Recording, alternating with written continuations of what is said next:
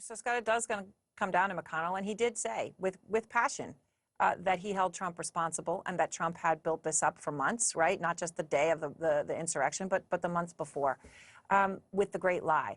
And he has signaled that he's still open to convicting Trump. You know him very well. Do you think it is still possible that he would convict? Well, I do, because he has said on the record publicly that he's undecided, that he's going to listen to all the evidence, and then he's going to make a decision. I think he's keeping very close counsel here. And by close, I mean he's keeping it to himself. And so I think anybody out there telling you they know what he's going to do isn't telling the truth, because I truly believe he is waiting to hear all the evidence before he makes up his mind. I'd also just say that whether he convicts or doesn't convict, I do think it could be overblown how many people he could bring with him.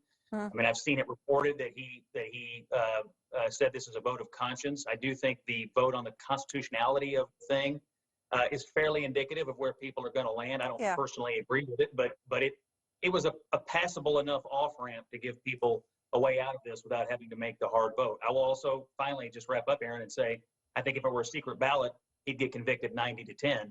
But it's not a secret ballot, and that's the world we live in. So, so Scott, you know, they also played former Trump officials as chief of staff, right? It's national security advisor, both prior chief of staff, defense secretary.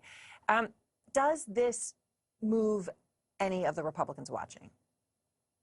Well, I think it's all very moving, and I think it's a much smarter strategy than they employed in the first impeachment. I think the first time around it was a pretty partisan exercise. This time they appear to have learned their lesson, and they're trying to say to Republicans, look, you're not alone. If you want to go down this road, there are many people who agree with you. I don't know how many are going to vote to convict this president. I will say this. I think the House managers, with the inclusion of the Republican voices and the way they've laid out the evidence, even if they don't convict him in the Senate, they have certainly convicted him in the hearts and minds of the American people. His job approval was already pretty bad when he left office. It's going to be even lower now.